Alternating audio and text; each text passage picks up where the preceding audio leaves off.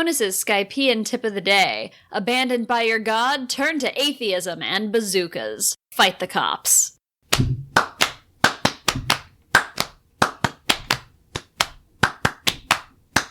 We've got 7 crew members here to have an adventure. Cross the Grand Line with you. Woohoo!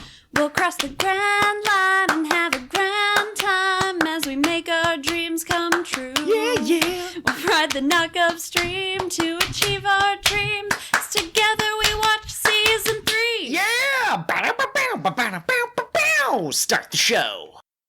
Hello, fellow adventurers of the White Sea, and welcome to episode 59 of King of the What Now. I'm Kat, I'm the ghost of the show, and I'm a girl on the edge with nothing left to lose and a big bazooka. Absolutely. I'm your host, Joel, and this is a podcast where we discuss One Piece. Crap! I forgot that part! Oh no, you thought that this was just us talking for an hour, possibly referencing a certain video game series that has like 13 entries, but only 3 numbered entries. Yeah, something about it is light, I think. Okay. Who are you? Yeah, I'm Joel, I'm the host, I'm a longtime fan of the series, and I am a man who will storm an airship piloted by God in order to save the woman that I love, that I call Melorine for some reason. And I'm Curtis, the co-host of this podcast, and also the One Piece novice. I always forget my rank. I need to work on that. Also, I'm an all-powerful being who could not possibly be hit by... Wait a second. What's this? I'm actually Xehanort. There's your Kingdom Hearts reference. Interesting, okay. Way to sneak that in there 100% under the radar very subtly. What a perfect vessel to take over, though. Like, I know we don't... Kingdom Hearts isn't our main talking point. Just know that if you're not into the series or you don't like it, there's a guy who wants to possess a bunch of people, and possessing the body of an all-powerful god would be useful. That's not the sort of vessel that would burn out quickly. That's true. I feel that in a pretty major way. Which episodes did we watch today? We just watched episodes 181, 182, 183, and 184. I don't have the episode guide in front of us, but some stuff happened. Luffy and Eneru finally clash. That's like the one-sentence summary of these 4 episodes. But Curtis has a slightly longer, but not too long, summary about what else happened. Welcome to Curtis's succinct summary. Let my voice fill your ear holes. Hello, listeners. I am the incredibly sexual Curtis. I waggle my tongue. I woggle my hips. And I enunciate every syllable. Don't be silly. I don't enunciate worth crap. So, about that succinct summary. Yes. Okay. In the episodes that we have watched. So just in case you forgot where we left off. Oh my god. We're off to the worst start in history. This is great. This is the quality content our listeners want. So we thought that Wiper had killed Eneru using his patented Sea Prism Stone / rejectile. Yes. But alas, it did not work. Eneru got back up, took out everybody else, except for Nami, and him and Nami left for his flying ship, called the something Maxim. The Arc Maxim. Arc Maxim, that's right. Still the coolest name for a ship. Yes. After they leave, Luffy, Aisa, and Pierre finally escape from the snake, and they find all of the charred remains of their friends, including Wiper, who Aisa cares about, and not Luffy. Luffy finds dead Luffy. Zoro, and etc. And so then they rush off to go find Eneru, who has done this to their friends. Meanwhile, Conis has gone back to Angel Island to warn everybody of their impending doom and to get them to evacuate, which they eventually do after a little bit of negotiating. She has to convince them to, get the hell out of Heaven's Gate. Nope, that's not... I thought I had a thing. You tried your hardest. You were very close. The angels had to get the hell out of God's land. You were on the motorcycle and you were going up to the ramp and you were going really fast and then you let go of the throttle just at the tip of the ramp and you didn't make it off. Wait, I was walking towards a source of drinkable liquid. And then I just wandered off the path. I got like 10 feet within it, and I just took a sharp left turn. I was Zoroing it all up. He was in a rainforest suddenly, in the middle of the desert. It was weird. So they start the evacuation, and we find out that the White Berets are actually former members of the Divine Squad who worked for Gonfall. and they went along with Eneru to try to protect the people. So they thought they could work better from the inside. Also, I just want to say, you called it. I know your memory is sometimes very good, sometimes not, but you wondered if the White Berets were perhaps protecting the people from God by enforcing God's laws. So. Yeah, I mean, it became pretty obvious when we got to the island. It's like there wasn't a clear connection between them and Eneru in that. It seemed kind of like he wasn't really giving them orders, so... Absolutely. Also, we learn a little bit about Eneru and that he came from another sky island called Burka. And he brought the goats with him. You learned that. The goat people came from Burka as well. Okay. I'm sorry. I thought that was a reference to this. I thought it was a joke I was missing. He brought the greatest of all time, Lord Gadatsu. Get out. Go back to your summary, Curtis. But yeah, he destroyed Burka and left and came to Skypiea instead. So Luffy finally makes it to Eneru, and they start fighting, and lo and behold, Luffy, who is made out of rubber, cannot be electrocuted. Huh. Yeah. So Eneru's surprised, and initially Luffy gets some punches in, and then they have some trading back and forth strategies, right? So like they keep outsmarting each other, but it ends with Eneru finally tossing Luffy off of the Arc Maxim, which is now up in the air. Mm-hmm. He encases his hand in molten gold, which then solidifies. Yep. So there's a giant sphere bigger than Luffy on his arm, and it gets tossed over the side, and Luffy falls, yelling, "Fight me, you coward!" And that's where we end. Whoa, hang on. 2 new fighters have entered the fray after Luffy gets knocked off the ship. I forgot about them. After a long hiatus, a nap while their friends were fighting, for their lives, Sanji and Usopp finally wake up after recovering from their wounds, yada yada, and figure out, Nami is up on the Arc Maxim, this flying ship that we see outside. We need to go save her. And Sanji has the best reintroduction, right? Like, can we just talk about that for a second? Yes, that was pretty good. Catherine, I love Sanji, but you did bring up the scene. Yes, that's true. So he wakes up and it shows him looking around for Nami, and there's like a little robot scanner on the screen, and it goes, Mallory, Mallory, as he's looking around, and then he spots her, and it goes, Mallory, Mallory, Mallory. It was very over the top and extra and very Sanji, I think. Yes. I don't know if you were asking about whether there are robots in One Piece, but I think we just confirmed that Sanji is a robot that believes he's a real human boy. That's why he's so weird about women. He's programmed to... That's why he didn't starve either as a child. He thought he was, but he actually could have lasted indefinitely, but he has like a psychology. Yeah. Also, quick note about Melorine, it's on Urban Dictionary as something that you call a beautiful woman, and then the example is Sanji from One Piece. So like he popularized that. And nice. I guess it's because Melorine's like a soft type of butter, and so he's saying that girls are traditionally soft. That's, I guess, I don't know. Moving on. It's a weird word, but that was a fun Sanji moment. Wait, first, before we move on, I have to say that with the exception of a couple deviations, that was Curtis's succinct summary. Man, we just keep trying to take Curtis's thing today, huh? Wow, I cannot wait until we continue the next leg of the Curtis's succinct summary adventure. Yes. Join us next time, It's folks. always, there are twists and turns every time that you will not expect unless you watch the episodes, in which case you're probably like, but Curtis, you forgot about this.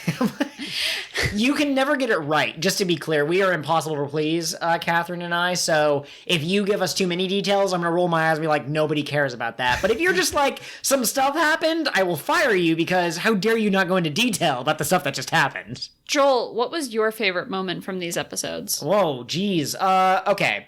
My absolute favorite moment has got to be Luffy versus Eneru, and I don't know if I like the beginning of the fight or towards the end of the fight better. So let me just kind of, Curtis, I love the way that you succinctly said, they evaluated each other and they're trading blows back and forth, but I'm going to go into just a little bit more detail about the stuff that I like.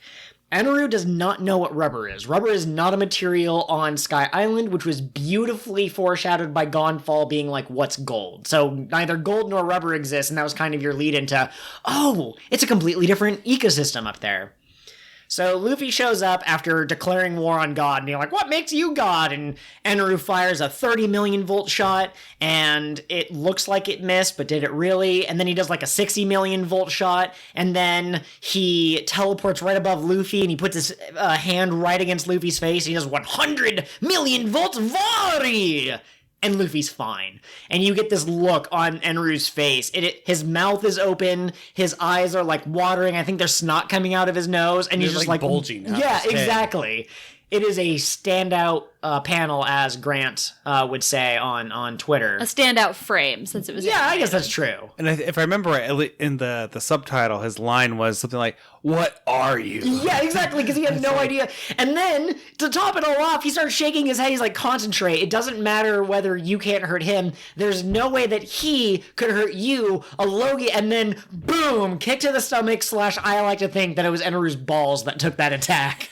Because what better way to emasculate a god than to kick him? Oh my, it's so good. In the balls. So to be clear, this is our second example of a Logia. Yeah, that's the word I mean. Of a Logia fruit having a direct weakness. Yes. That isn't just sea prism stone. Yes, or being unable to swim, which is shared by all devil fruits. Which makes me wonder if, say, Nami were to put on a suit made of rubber, could she punch Eneru?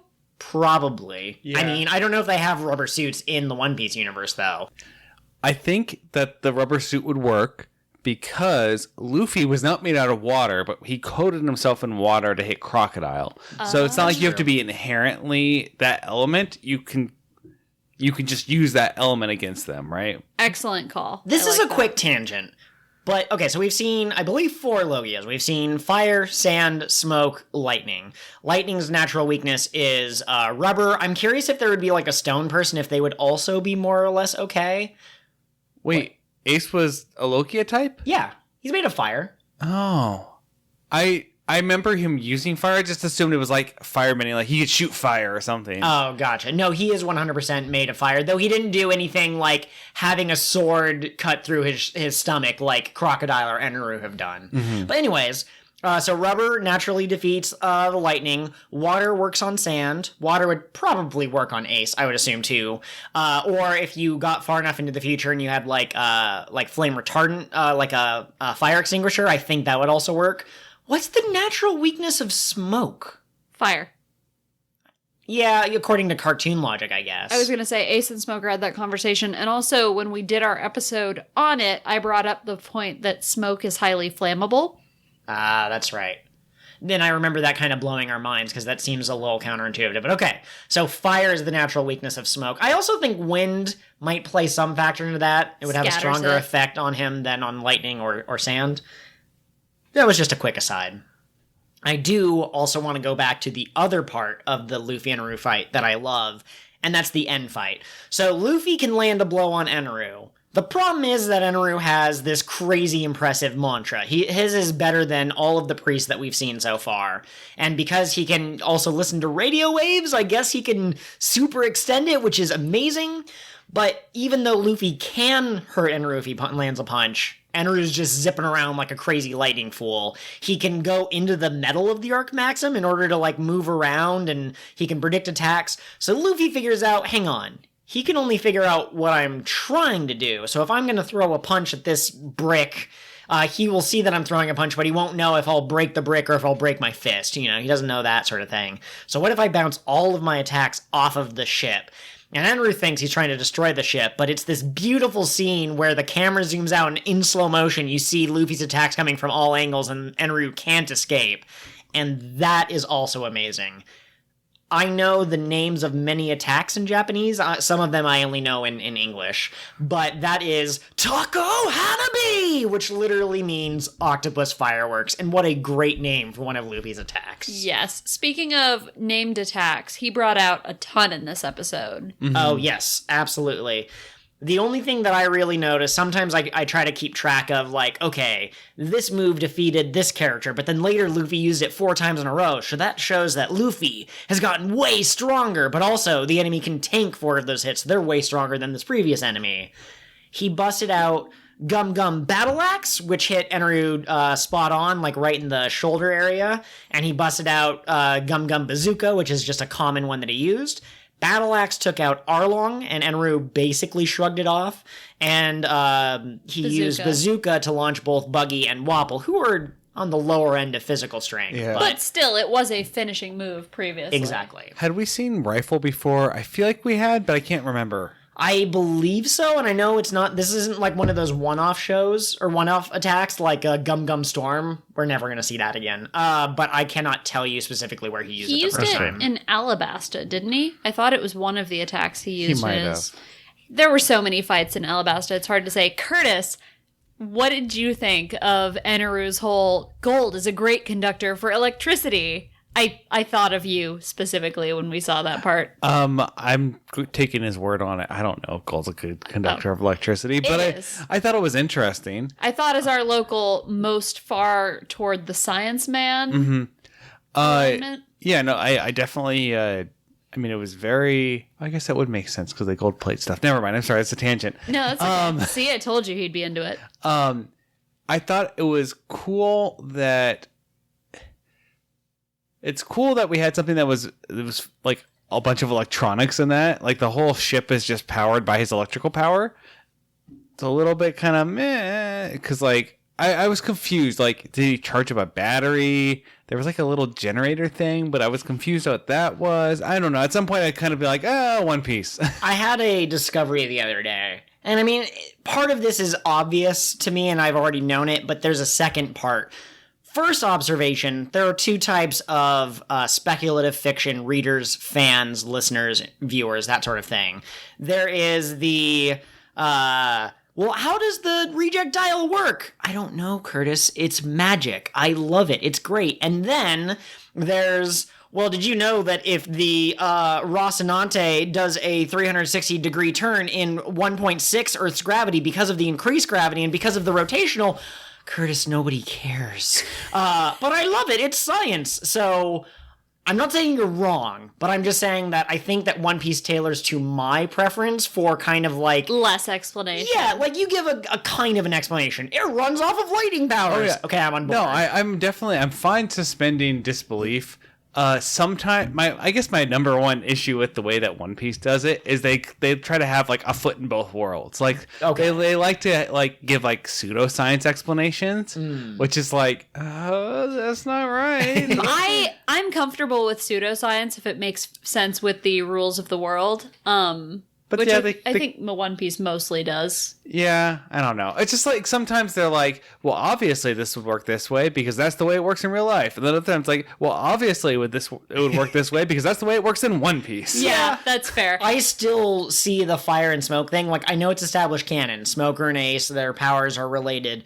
I still don't fully 100% buy that that's a real world relationship, but hell, they follow cartoon logic, so fine with me. I don't care. One of my very small pet peeves in literature is when characters who use magic call it magic. And I just started a series where that's a thing, and the author is actually doing a fine job, so I'm cool with it. But it's that kind of suspension of disbelief. We live in a world with magic basically in the form of the internet, and we call it the internet. So just wait, Curtis. In about 200 episodes, I don't know the exact number, but there is something that shows up, and there's a crew member or a character or something who goes, that doesn't make sense according to the science that we know, and we still don't have an explanation as to how this thing exists, and someone also says that's not possible. Because most things in One Piece eventually get explained, like, oh, how are we getting hit by God's smiting power from 50 miles away? Well, it turns out he has lightning powers and this weird mantra, and it turns out that combination allows him to do really long-range attacks. I would just like to say, I 100% accepted the dense cloud stuff. Okay. That's fair. I'm so proud of you. Anyway, we were not trying to insult you just now with Joel's realization. We thought it was funny at the time. I'm just saying that you and I exactly we're on the opposite ends of that spectrum is what I was trying to convey. Curtis, what were your favorite moments from these episodes? I mean, I don't know. Joel kind of took them. I liked the battle between Eneru and Luffy and watching them like outsmart each other. So like Eneru wasn't expecting Luffy to be able to land a hit, and then Luffy did. And so then Eneru's like, well, okay, I guess I'll just have to use my mantra. And then Luffy's like, well, he keeps dodging all my attacks. What am I going to do? And then he figures out, all right, well, I have to do...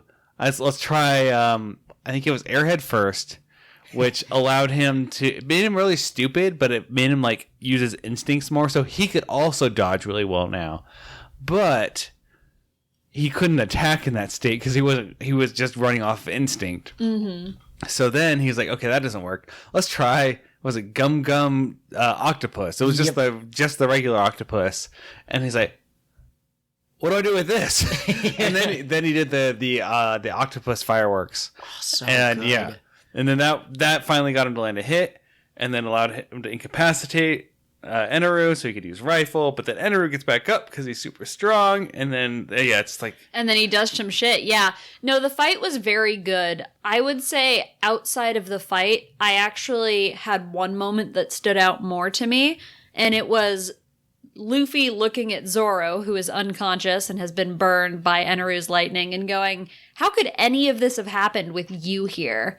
And I just feel like that's a really good single sentence summary of the trust Luffy has in his crewmates to take care of things and his expectations for them. Like, he knows that Zoro is strong and he expects that Zoro can overcome any opponent. Absolutely. Quick peek behind the curtains, I'm pretty sure in an upcoming bonus episode I want to discuss other shonen battle anime and how they stack up to One Piece and why I think that One Piece, in my opinion, is superior. But I think that moments like this really are great because you have a bunch of moments with Nami, especially where she goes, "Don't worry, you can trust in these idiots. They're stupid. They do really weird things during parties or late at night, or they drink too much or whatever. But when it comes to a fight, you know that they'll win." And Luffy also extends that same trust to his crew members. I know that I can trust Zoro, so if Zoro got taken out, that's bad. The other thing, too, that's great about, like, the battle and, like, Eneru took out Wiper and took out Zoro, and he's fighting Luffy, and he goes, if I can just take you out, no one can stop me. And Luffy just dead stop being like, are you stupid? Or God, are you stupid? There are plenty of strong people out on the Blue Sea who could defeat you. That was such a good moment because up till now, Luffy has demonstrated this, I can defeat anyone who stands in my way, which kind of gives the impression that maybe he thinks he's the strongest, but no, he acknowledges that there are lots of other strong people. And, just because he has this rubber immunity doesn't mean he's the only one capable of beating Eneru. I do really want to see, like, Shanks or Mihawk wearing, like, rubber kitchen gloves and just boxing with Eneru. That'd be pretty good, but... I wonder if part of that is that he's seen people who he sees as mentors, who he knows are stronger than him and his crew members. So, like you said, Mihawk and Red Chair Shanks. Ace, I would think that Luffy would consider Ace stronger than him, though I think they had like a brief argument about it. But and then I'm assuming Whitebeard just by association with Ace. Oh sure, yeah. If Ace respects him, then obviously. I think all the people that he sees as stronger than him are people who he would respect or who he looks up to, and that. But he still believes that one day he can either surpass their strength or like replace them, sort of thing. Yeah. I think what it is that Luffy knows that there are strong people out there. He doesn't think that he's weak. He knows that he has the determination, I guess. He knows that if anyone truly stands in his way, he will, through some means, through his crew members or through his own power, through determination, he'll be able to overcome that obstacle. So, I just wanted to point that out.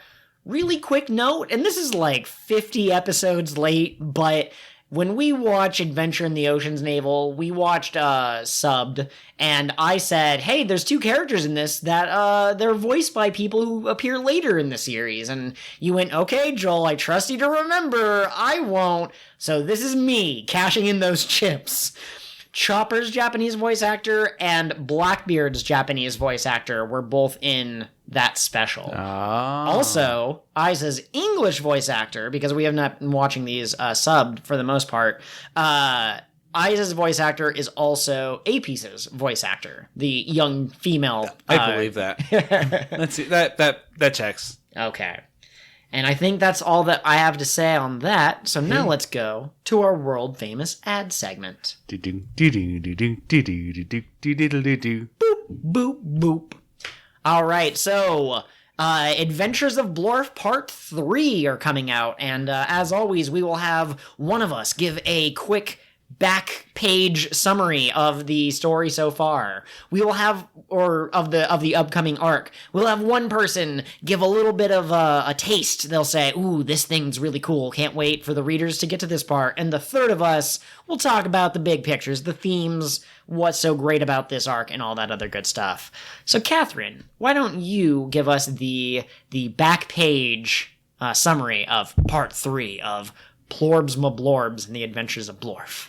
Yes, so when we last left Blorf, he had entered the Cave of Wonders looking for the Scarlet Dragon who hoarded the special treasure of Anfrenstein. Deep in the dragon's cave, he finds something he never thought he would find again, his mother. Wow, that's incredible. And, who knows whether she's a force of good or evil in this universe. We've seen so much foreshadowing in the first 2 arcs of the Adventures of Blorf. We've seen so many people who comment on his mother, and some of them seem to really genuinely respect her. Some seem to really genuinely fear her. Some think that it's good that she's gone, and so it's really unknown. Is this a little bit of the unreliable narrator coming into play, or what's that? Yeah, there's no way to tell if she'll be a friend or foe until we read the next chapter. Absolutely. So if you guys don't mind, I know exactly which part of this story is the most gripping for me. It was clearly the giant snake and the robot alien monkey time traveler from an alternate dimension. Mm-hmm. Because these two foes are set up in such a way, and they're these colossal titanic forces, and Blorf is just an insignificant speck compared to them, and yet he has to get past them, and he has to find a way to possibly get these two beings to interact with each other. The way he opened the door to their hearts was incredible. Yeah. I never expected him to be able to use that power at this point in the series. Yeah, absolutely. Readers, you are just in for a delight, because it's just Blorf's power progression. It's all over the place. He does such unexpected things, and there's a reason that he's our favorite man with noodle arms. I thought this arc was a good representation of a theme that he's been developing through all of this, which is that, a single person is really insignificant compared to these large forces, unless you're the protagonist of a webcomic. And then you have immense power.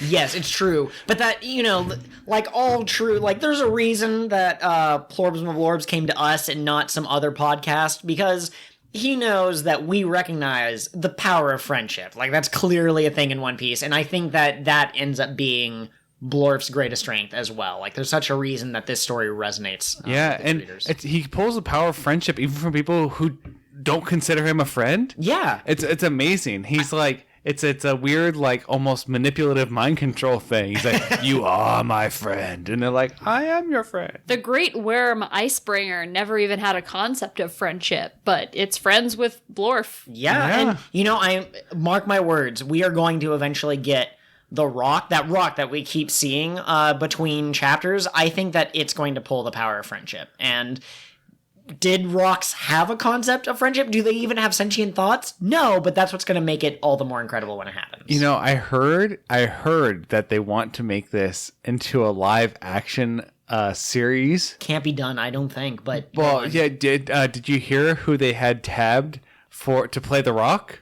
Dwayne the Rock Johnson? No, actually, it was the guy who played Dwight from The Office. Oh, I see. Yeah, we all thought it was going to be The Rock, but apparently they took an unexpected turn. Yeah, they went with kind of like an unassuming, kind of dweeby looking white dude. It's for a Rock. I mean, yeah, exactly. Can you just imagine how long he's going to have to sit there with the prosthetics in order to make him look like a Rock? And like, that is dedication to the craft right there. He is a true actor. Yes.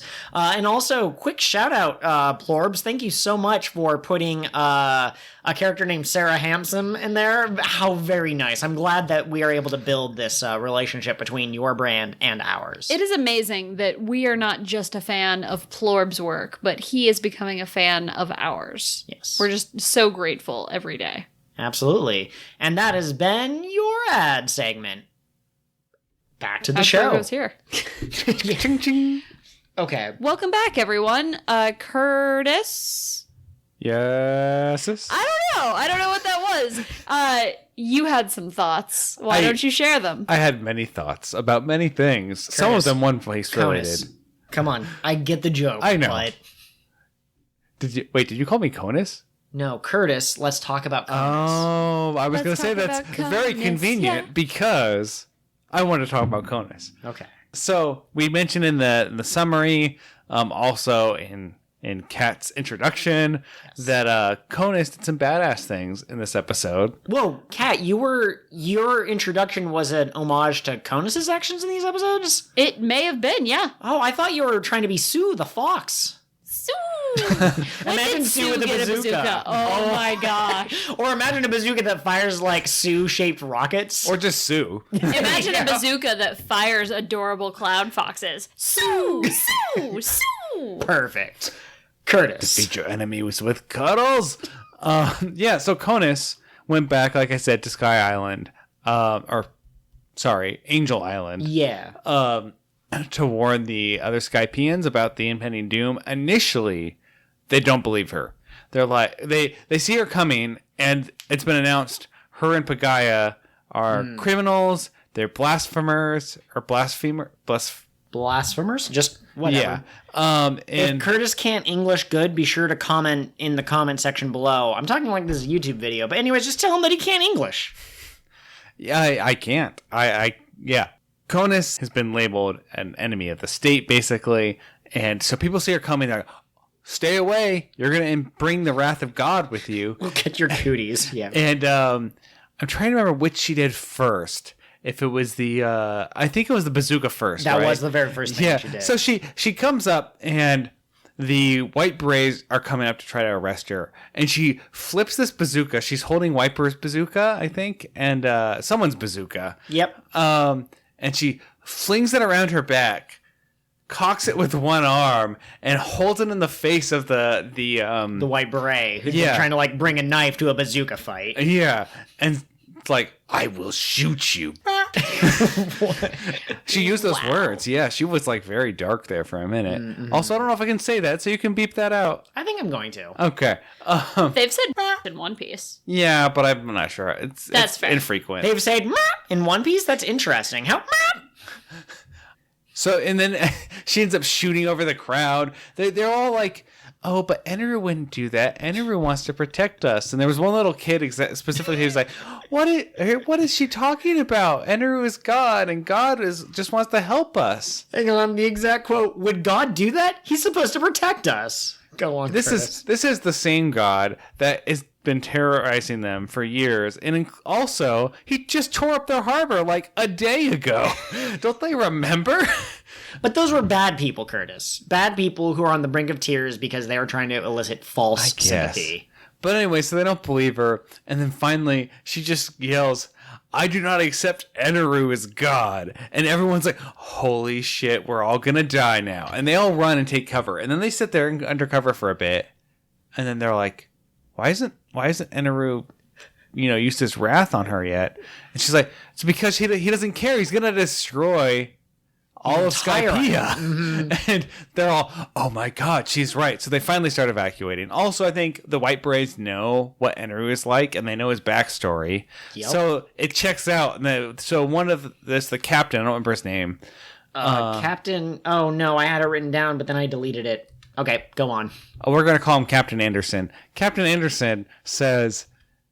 McKinley. Captain McKinley. Captain McKinley is like, listen to her. We must all evacuate now. And so then they start evacuating.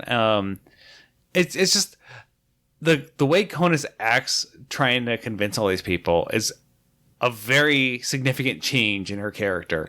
Absolutely. I am shocked that she was able to do what she did. Like, we knew she had a good heart, but this is a woman who is now dodging arrows, being shot by the white berets. She runs over Captain McKinley. I think that was an accident, but it happened. She pulled a bazooka on a dude, threatened to fire it, all this other stuff.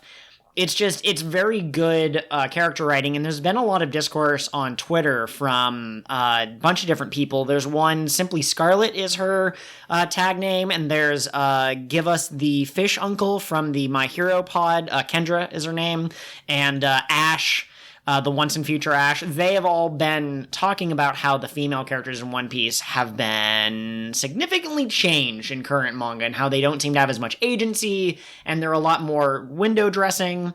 And I think that Conis in this arc and Vivi in the previous one and Bellamere are the examples of the best women characters that Oda has portrayed. These are people who are kind and compassionate, but willing to fight for the things that they believe in. Yeah, I will say, to I guess add a caveat to that. Sure. It is a very small part of, time-wise, of how she's been on screen, and it's kind of similar with Vivi.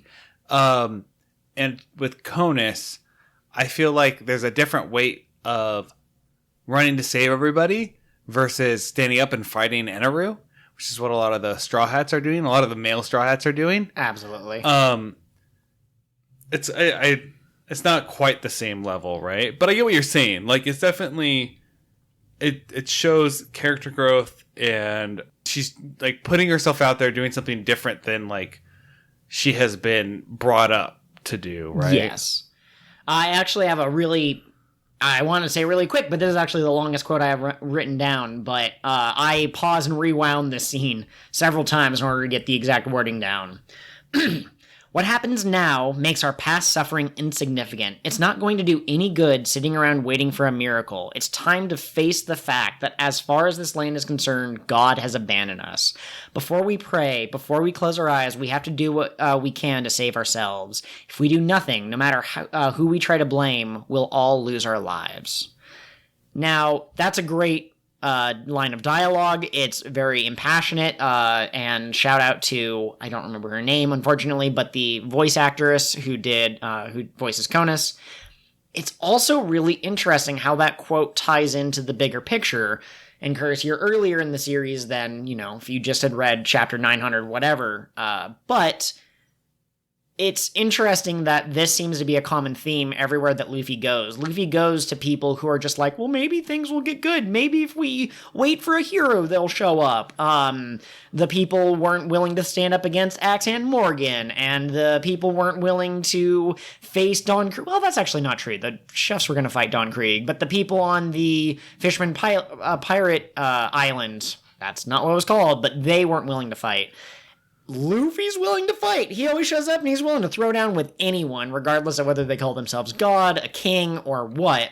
And Conis' speech here, I think, exemplifies kind of Oda's message to all of the NPCs of the One Piece universe. Yeah, that's definitely a reoccurring, I don't know I guess you could call it a theme. It's calling people to action. Yeah. That if you want something to change, you need to stand up and change it. Mm-hmm. That you can't just expect other people to come and do it for you.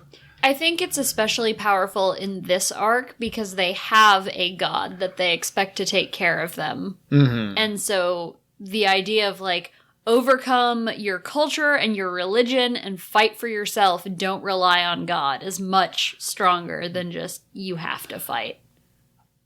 Along those lines, I thought it was super interesting that they went to warn the Shandians about the impending doom, because they've been at war for 400 years, and it shows a level of compassion, I think, and that we've been at war, but this is a threat that we all face. It's larger than that. Right. Well, and you have to think, too, about what it was they were at war over. They were fighting for this chunk of land in the sky that is very soon not going to be in the sky anymore. So at this point, what does the conflict matter? Absolutely. Yeah. I do want to point out, so we've discussed this before. Oda's been working on the story that would be One Piece for a very long time. It used to be called Pirate Story or something like that. Pirate manga. Thank you. But if you look at pirates in the romanticized or simplified ideal of how children look at pirates, because children are always like, ninjas are cool, pirates are cool, this is cool, even though those people, might have been murderers or assassins or rapers and pillagers. But I think the idea behind why pirates appeal to some people is the aspect of freedom. We get a quote from Luffy in these episodes where Eneru's never heard of the King of the Pirates because he's only ever lived in the White Sea, where that doesn't exist. And Luffy goes, King of the Pirates is the greatest king of all, the King of the Seas. And he'll later clarify, small spoilers, Curtis, and small spoilers, other new listeners who haven't gotten through One Piece, but he gives another definition later about how the Pirate King is the freest man, because no one can conquer him. And that is why this is such a powerful message that comes all throughout One Piece. Oda was trying to figure out, how do I make the best possible version of anime pirates without stabbing and the burning and whatever? Oh, have them fight for something that we can all believe in, freedom. And so all of the enemies, every single arc is going to be some manipulative asshat who's trying to take things away from people. And the good guy, the bad guys who eventually become good guys, we've never seen any of those, but they will be the people who are fighting for something that is ideal, but their intentions have been corrupted. The truly evil ones are just going to be dicks, but the redeemable ones are going to be like, I wanted my freedom, but then my parents were killed and that messed me up in the head. And yeah, it kind of makes sense. Yeah, if my parents were killed by someone, I'd get mad too. I'd want revenge. I'd get mad and put on spandex and pointy ears and run around and pretend I'm a bat. It's a joke. Yeah, absolutely, Joel. You talking about the romanticized version of pirates reminded me, there's a Disney show for preschoolers about pirates. Okay. Called Jake the Pirate or something. I don't know. It's a Disney show for small children. But they have a sign up at Disneyland that's a picture of these pirate characters, and it says, "Remember, kids, a good pirate never takes another person's property." Wait, hang on a second. I think that's a really bad pirate. Yeah. Did you realize you're being bad at piracy right now by not stealing? No, it's okay though, because the image that they use is actually a stock image that they stole from someone else without permission. So in the end, it honors the spirit of the pirate. They actually spelled pirate with a 1 instead of an I, or okay. it's like they took out a vowel. Or it's spelled with 2 I's. It's a pirate. Luffy actually gets his definition of King of the Pirates being the freest man on the seas from Lazy Town. He was a huge fan, and he heard their song, "Do What You Want Because a Pirate is Free." Okay, absolutely. Hey, Joel. Yeah. So when Luffy found out that Zoro had been taken out by Eneru, would you say he was pirate? No, I would say he was quite shocked. All right. Excellent. I have one more, not super long discussion point to bring up, and then the rest of the stuff is all big pictures and themes of the series as a whole. The last quote that I wrote down, I've shared all of the powerful ones. This one's just goofy. As Luffy's fighting Eneru, and he does I'm gonna empty my brains and become an idiot. And then I'm gonna make my head real big. Nami yells, "Stop using weird attacks!" Not only is that funny and hilarious, and it perfectly encapsulates the Luffy-Nami relationship of her trying to keep him on track and him just being an idiot, but also that kind of summarizes the series as a whole. Luffy does something really stupid, and everyone else has to deal with the consequences of his actions. Yeah, definitely. I think also he usually lucks out, and it works out for him in the end. I mean, all right.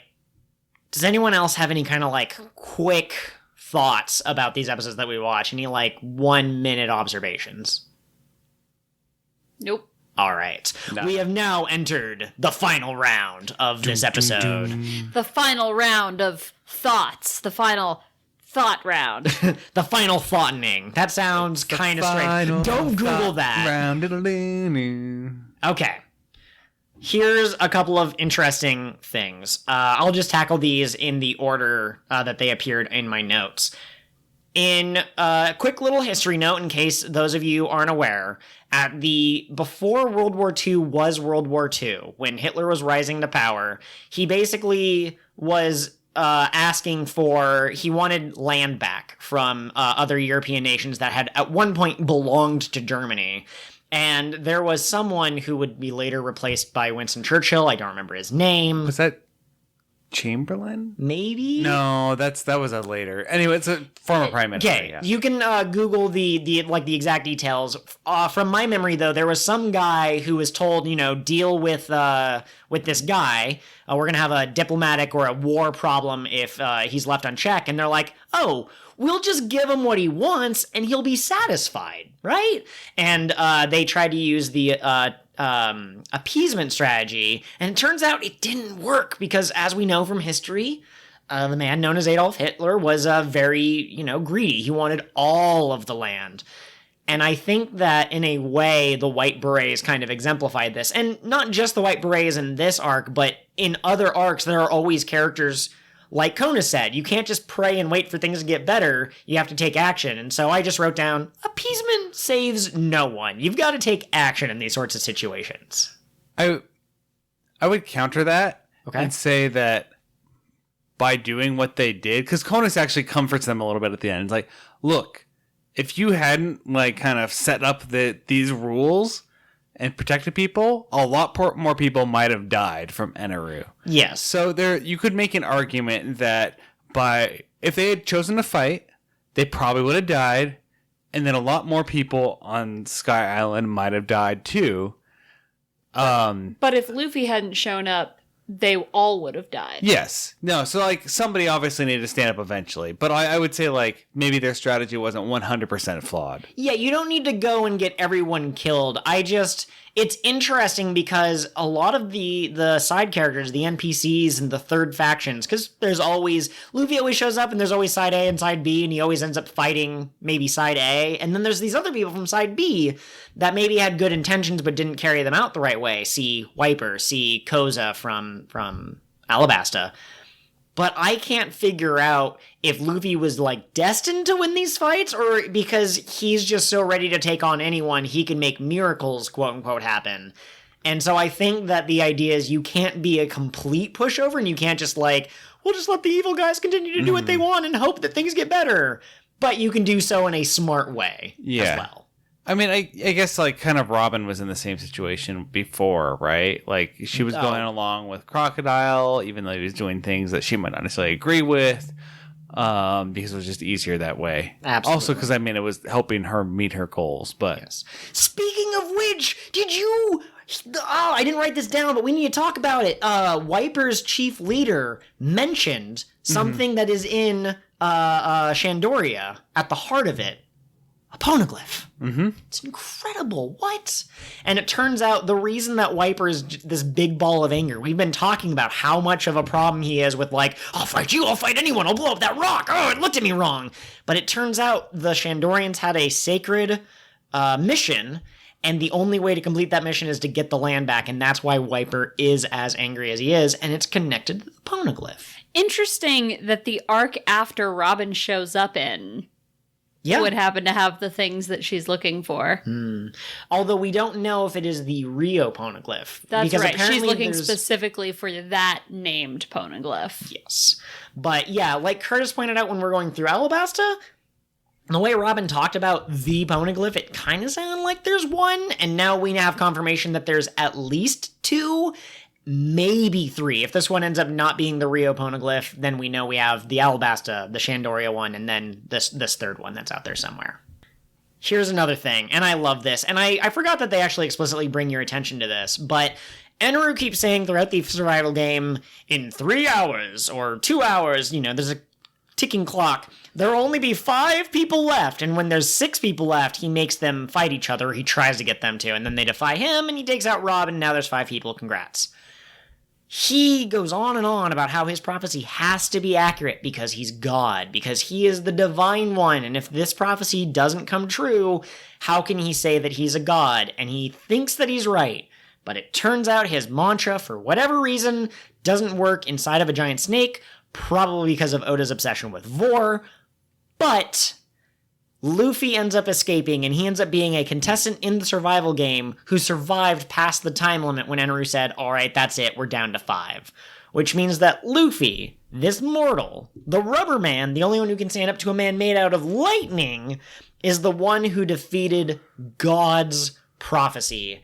Pay attention to that, write it down, because I think that that's going to play into later arcs in more metaphorical ways. Yeah, Luffy is constantly doing things that people tell him he shouldn't be able to do or that are impossible, and he doesn't care. Like, it doesn't matter if Eneru was the actual god of this universe. He would do what he wanted regardless. Oh, yeah. Also, Aisa and Pierre. But Yeah. but that's because They're not of Luffy. fighters, really. Yeah, exactly. But, Could you imagine if Pierre defeated Eneru? oh my god. Or Isa with her little stick that she threatened Gonfall with.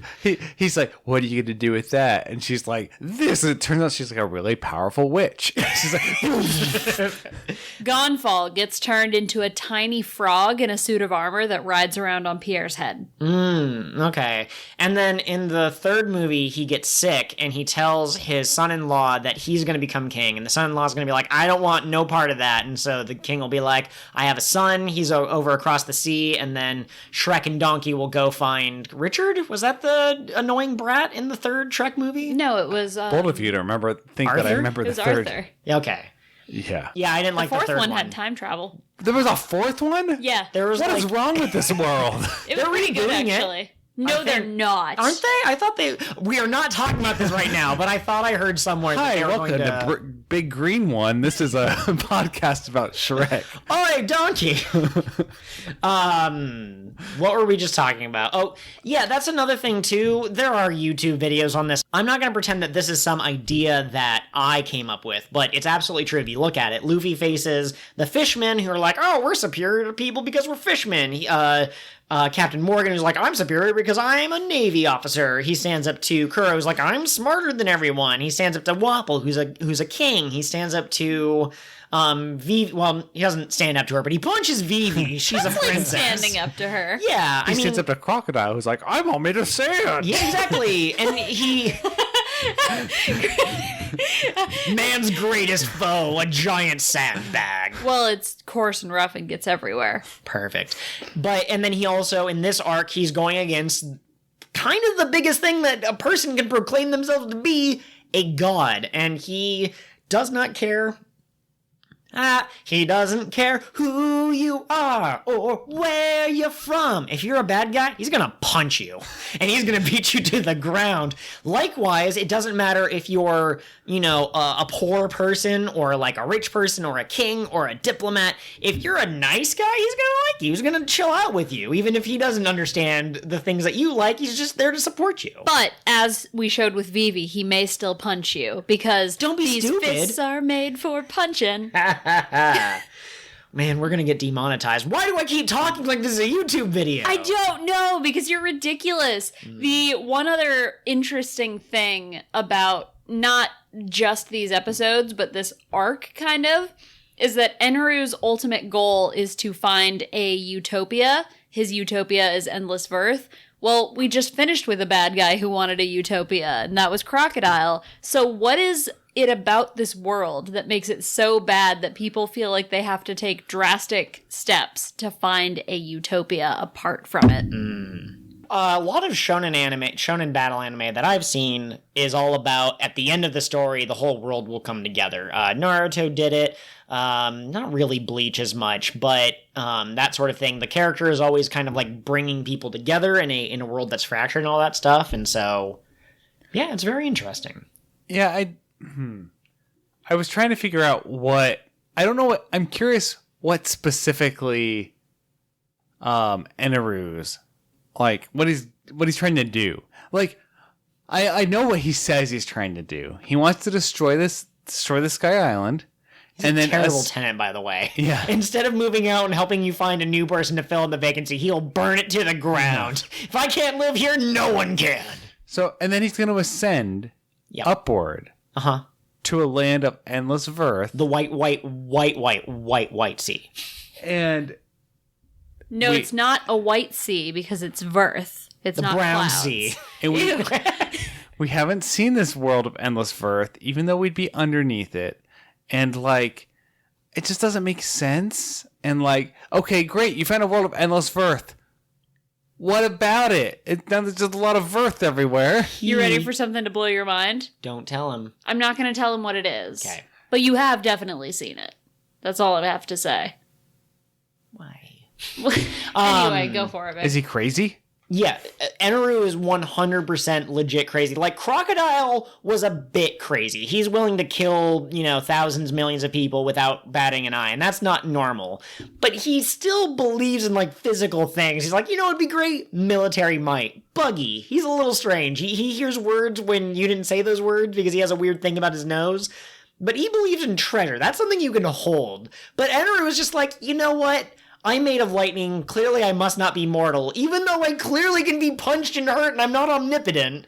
And so I really just think that he sees it as his destiny. Mm-hmm. And it doesn't matter whether or not there's a next step. He just needs to get to that point to be happy. Do you want to hear my theory on the world of endless Verth? Okay. I think the world of endless Verth is the red line. Okay. It could be. Assuming it's not all mountainous. Because that's a continuous strip of land, like all the way around the globe, right? Well, that is interesting. Okay, yeah. But if it is all mountainous, then it's not like the same image that we saw from his idea. That's true. And then also the other thing is I'm wondering, I don't know if this actually has an answer. I don't know if the white sea is above or below the top of the red line. We know the red line is ridiculously high, but we don't know in relation to Sky Islands. Because it seems like Eneru needs this ship for some reason. He was able to get from Burka, may the Birkins rest in peace, to Skypiea without a ship. So what makes this next jump harder? Interesting. That requires a ship. I wonder how I did that too. See? Right?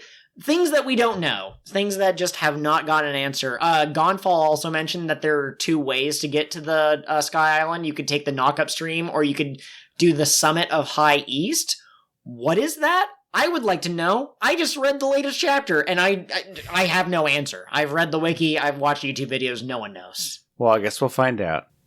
I have a question. Okay. And this is unrelated to what we were just talking about. Okay.